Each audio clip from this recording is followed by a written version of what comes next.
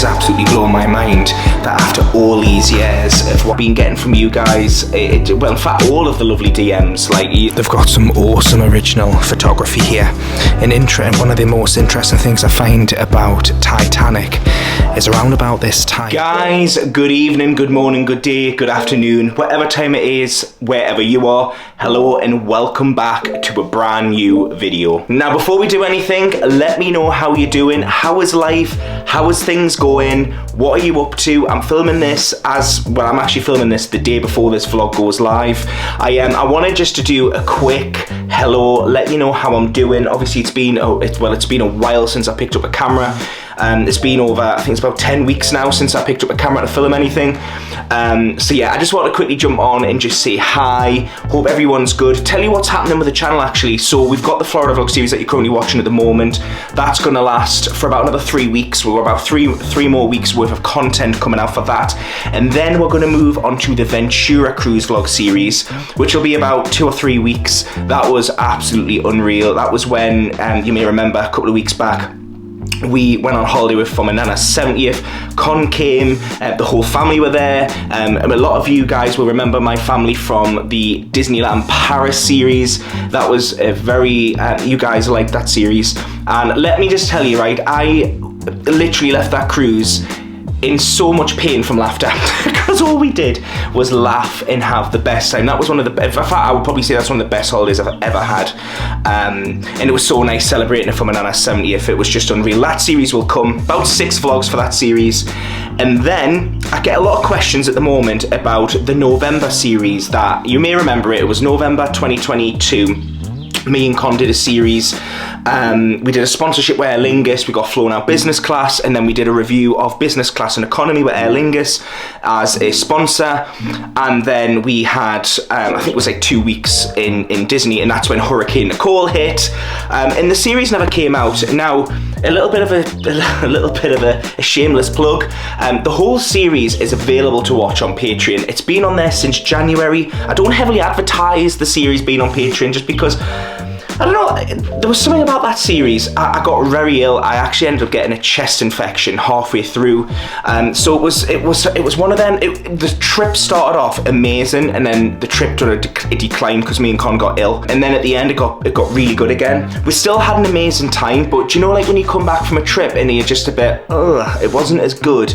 Don't get us wrong, right? I think yous will watch the vlogs, and I think you'll heavily enjoy them. I think a lot of yous will be like one of the things I've took from that trip, and I know a lot of my Patreon members have said the same thing after them all watching it, is they've learned so much in the sense of like that every Florida trip, you know, as much as you plan it, as much as you have everything to a T sorted before you go, things can happen that can be out of your control, like, you know, the great unpleasantness or a hurricane, or you get really ill.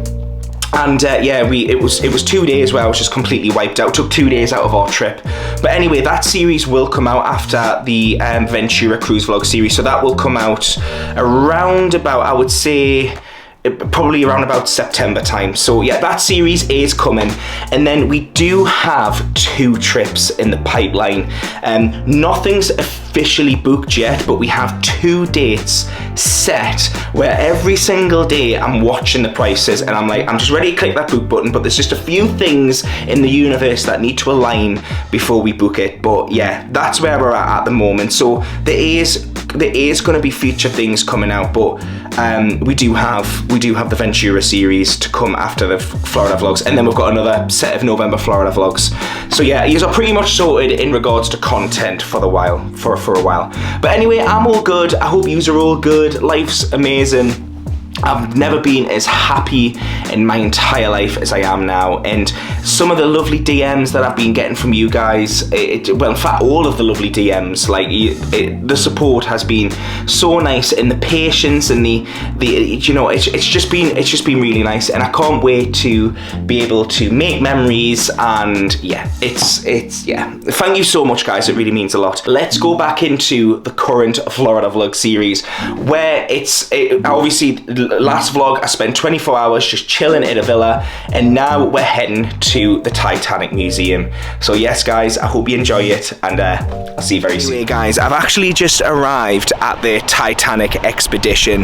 Now for a lot of you guys, some of you won't know this because I don't think I've ever mentioned this on my channel before, but I am a huge Titanic nerd. If there's a documentary about Titanic on YouTube or on TV or on Discovery or whatever, I've seen it. Sometimes I spend, and this is actually, I'm not even joking with you, sometimes I spend maybe 6 to 8 hours a week just watching documentaries on Titanic. And this is not even just Titanic, it's about more ships because it's something I'm interested in. It's the reason why I like cruising. Not that the reason why I like cruising is because of Titanic, because that should be the opposite. But anyway, because we're running with the theme of trying to avoid the parks in this vlog, having, you know, spending time at Walmart, spending time out at the parks, we're going to go and do this. And this feels right today because, believe it or not, on the day I'm filming this, it's 111 years today since Titanic hit the iceberg and sunk just off the coast of Newfoundland.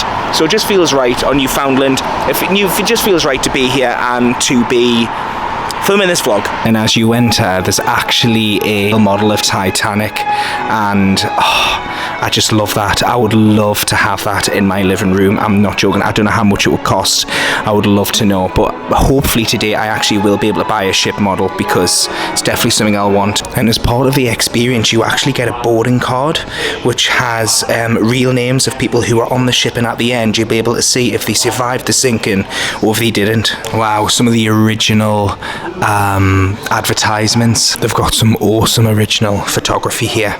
And one of the most interesting things I find about Titanic is around about this time, it was all about speed. How quick could they get across the Atlantic? And at this time, they were in huge competition with Cunard, which are actually still going to this day. And they had 3 funnels when they put this on, but they installed a 4th one that actually didn't even work. It was just it basically went from the kitchens and only like steam would come up and stuff. And yeah, the reason why that was installed was to show speed. But even though that 4th funnel actually did not make a difference, there was only the 3 that were actually connected to the boilers. And this is meant to be like a lifelike, if you know, from where the main dark part of the hull was up to the white part, which kind of brings it in reality of how big this ship was. Obviously tiny compared to ships these days, but back then it was absolutely massive, absolutely massive. Oh, and it looks like we're actually going to be stepping on board Titanic. Wow. This looks so cool. It does absolutely blow my mind that after all these years of watching documentaries and reading about Titanic and stuff, that this is the first time I'm ever visiting a museum on Titanic. What I love about this place is they have a lot of stuff that's originally from the Titanic, from the sinking, from the day people boarded, some of the original tickets. I'm liking it. And this is what the original wireless room would have looked like on board the Titanic. You can't hear it. Sometimes it plays, sometimes it doesn't, but it's actually playing the signal. Oh, there you go. The CQD signal, which is basically a distress call to say, you know, there's an emergency on board. And they've actually got the clock, which is showing 20 to 12. Oh, yeah, it's crazy how much technology we had even back then, if you think about it. Like, look at all this. But back then, these rooms weren't on every ship, and they weren't by law meant to be on ships. A lot of them just used them just to communicate between other vessels. So yeah, this wasn't actually a law back then to actually have one of these. Titanic was one of the first ships to be added to have one of these on the White Star Line. This is a first class cabin suite. This is what you would stay on if you were basically loaded. One of these rooms would cost you, I think I remember reading, would cost you around about 100,000 in today's money. That's how expensive it was to go on Titanic. I think most of us watching would be in steerage. Actually no, probably second class, actually maybe steerage second class. Steerage tickets were in the hundreds and second class were in the thousands, early thousands, which is probably like the same price as what we pay now to go on a cruise, around about second class prices. So, you know, all the oak finishes, beautiful chairs. The rooms were absolutely stunning, really, weren't they? Well, they were for first class, maybe not for second or steerage. So this is the veranda cafe, and this is gorgeous, isn't it? Really, really gorgeous. Hang on, I'll try and go into the corner so you can see the whole room. You can imagine for like 1912 as well, this would have been like stunning. Would have been absolutely stunning. It's really nice. And it says that a lot of the younger first class passengers would come into the veranda cafe. And we're now coming towards E deck, which was lower down in the ship, and you can actually see, you may recognize these stairs from the movie, and they were the stairs up to D deck. And you also may recognize this car from the famous scene of where the hand touches the screen when they're having, you know, a bit of an intimate moment in that car. And Titanic actually was carrying a lot of cargo on board.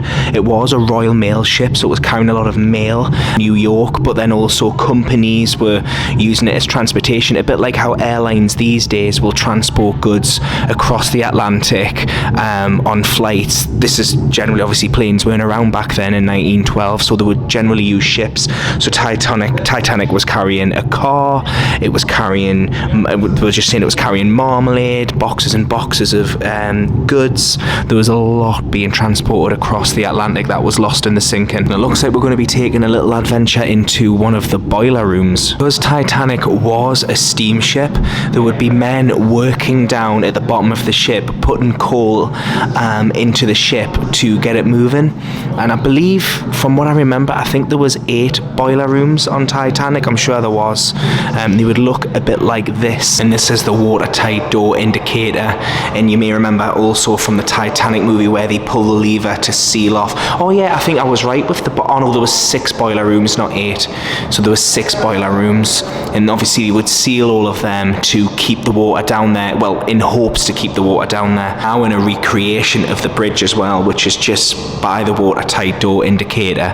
And all I'm going to tell you is right now is it's freezing in here. It is really cold. It's obviously trying to recreate the temperature of what it would have been like on April 14th, 1912. And you may remember this. They used to use these on ships back then, and they could signal down to the engine in the boiler room, which would then, they could, you know, change speed, full steam ahead, half speed, halt, and this is obviously from the sinking as well, which is crazy to think that that was, you know, so far beneath the sea for, you know, almost 100 years, and now it's right in front of us. That it is just mad. Oh my god, they've recreated the promenade. Wow, this is absolutely gorgeous, and it's freezing.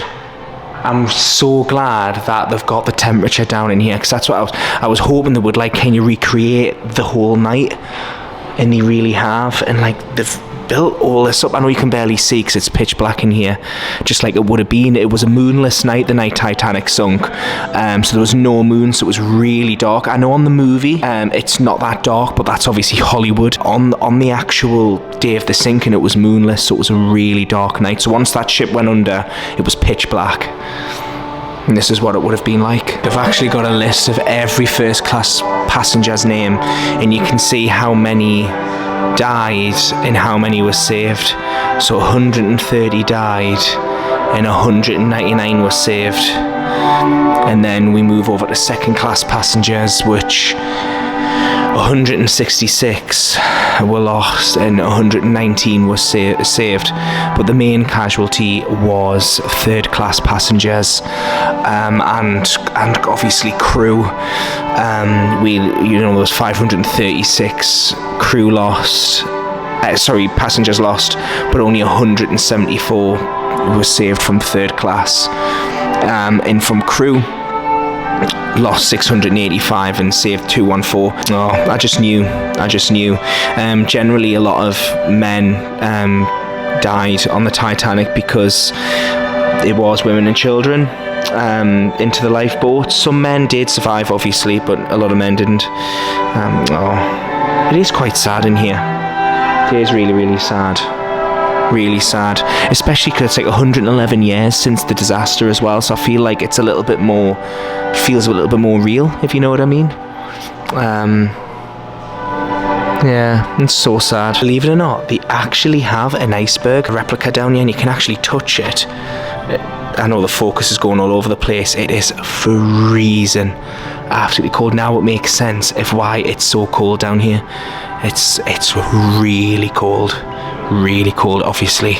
This is what the water would have been like, and I can tell you now, I've got my hand on this and I have to take it off. That's after a few seconds. That's what the water would have been like, absolutely freezing. And this is actually a tiny fragment of the ship's hull, which is just mad. Just think, guys, that was literally at the bottom of the Atlantic. It was there for almost 100 years, until 1985. It's crazy how long it's lasted, you know what I mean? That it's actually, you know, lasted down there. Wow. Blows my mind. Now in the gift shop, and you know how I said I wanted a replica, like a ship model like this. I do, but it says please ask for assistance, which means it's extortionate, and I don't think that would, well, it definitely would not survive the plane home. But look how nice it is. I'm sure we can appreciate it. They've actually got like mugs and cups and everything in here. Little bears. I really don't know what these bears have got in resemblance to Titanic, but obviously money making, that's the resemblance, guys. That's the resemblance. Tags and key rings. Got magnets. Hello. I've just woke up. The last you would have seen me would have been leaving the Titanic experience. Yeah, I got back, been asleep. I think the humidity, it's quite a warm day today. It's yeah, it's really warm. But anyway, I hope you've enjoyed this little vlog where we've checked into this villa. Do you know, I was kind of thinking, how do I call this video? We've kind of lived like an American for like 24 hours. Kind of. I'm not that I'm assuming all Americans wake up every day and go to the Titanic Museum, but it's been nice. Like, it's something different. Obviously, it's 111 years today. I think it's 111 years today since Titanic sunk. So it just felt right to go to the Titanic Museum, and then also it was just nice. The only thing I will say is it took 45 minutes to get there and 45 minutes to get back, and Floridian traffic, it's quite bad on an evening just because of all the parks, and I think it's because my location, it's quite busy getting here as well. But anyway, I think we're going to call it here. If you've enjoyed this video, make sure you smash that like button. If you haven't clicked subscribe already, hit that subscribe button. I just want to say a huge thank you to my Patreon members. Patreon members get access to early vlogs and early content and things like that. If you'd be interested in Patreon, the link is below, and make sure you come back for the next vlog, where right now we're going to be heading to Epcot, spend about 3 or 4 hours before the park closes, maybe go around the world, try a few snacks, eat around the world, should we call it, and yeah, check out more Flower and Garden Festival, because we saw it a bit the other day, but we didn't really see that much of it, so it'll be nice to properly go through and see everything. But anyway, guys, thank you so much for watching. I hope you've enjoyed this video. It's been a bit of a chilled one, and I've liked it. I've needed it. Anyway, guys, thank you so much for watching, and I'll see you soon. Bye, guys. Bye. Look who it is, it's the monorail. I'm kind of understanding why the park's quiet, guys. It's starting to rain, and I've just looked at the forecast, and it's set to rain for like the next, and I'm not joking, like, you could share this. There's no way I'll be able to eat all this. There's no way. For $12.99,